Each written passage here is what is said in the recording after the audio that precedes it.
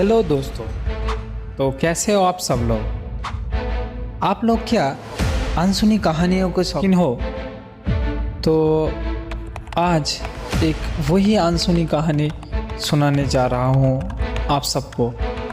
तो चलिए शुरू करते हैं एक भूतिया डरावनी कहानी। गांव के किनारे पर बनी पुरानी हवेली में राहुल आया था।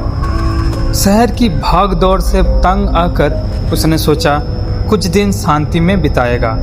बुजुर्गों ने चेतावनी दी थी, बेटा रात को हवेली के पीछे वाले पीपल के पेड़ के पास मत जाना, वहाँ की चुड़ैलें अभी भी भटकती है।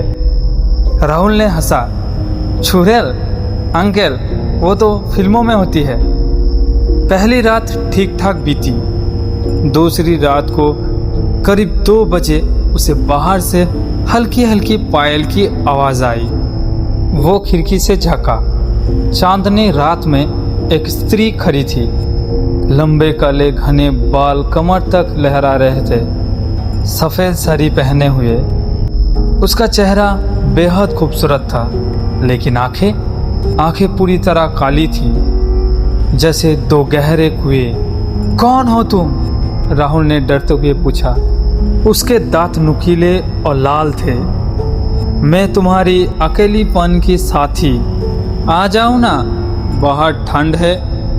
राहुल का मन अजीब सा हो गया। डर के बावजूद पैर खुद ब खुद आगे बढ़ने लगे। वो दरवाज़ा खोलकर बाहर निकल गया। स्त्री ने हाथ बढ़ाया। उसका हाथ बर्फ की तरह ठंडा था, लेकिन स्पर्श में एक अजीब सी गर्माहट भी थी।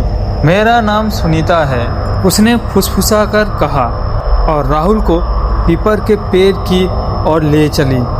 जैसे ही वो पेड़ के पास पहुँचे, हवा रुक गई, पत्ते तक हिलने बंद हो गए। राहुल ने नीचे देखा।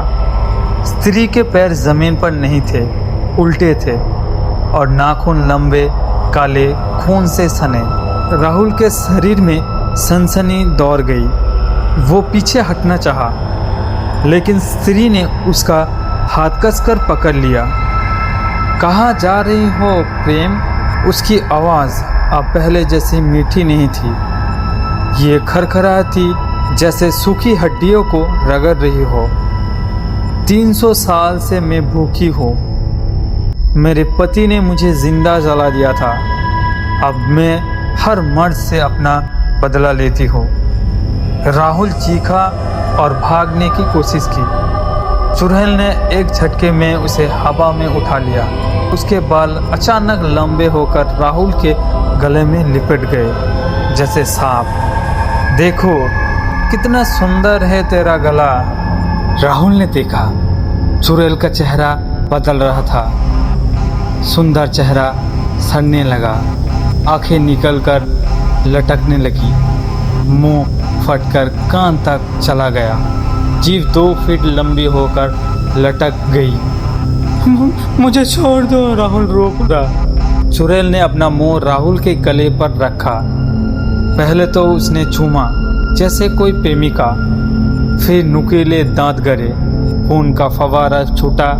वो चूसने लगी जोर जोर से, जैसे कोई प्यासा जानवर। राहुल का शरीर सड़ता गया, उसकी चीखें गले में ही दब गई। अगली सुबह गांव वालों ने हवेली के बाहर राहुल का शव पाया। शरीर पूरी तरह सूखा हुआ, जैसे बरसों पुराना मुर्दा। गला फटा हुआ, लेकिन खून का एक कतरा भी जमीन पर नहीं था। सबसे डरावनी बात यह थी, राहुल के चेहरे पर मुस्कान थी और उसके पास जमीन पर पायल का निशान थे, जो पीछे की तरफ जा रहे थे। तो कैसा लगा आपको ये कहानी? अच्छी लगे तो कमेंट एंड लाइक करें। मिलते हैं ऐसी कोई नई डरावनी कहानी में। टाटा बाय बाय, सी यू।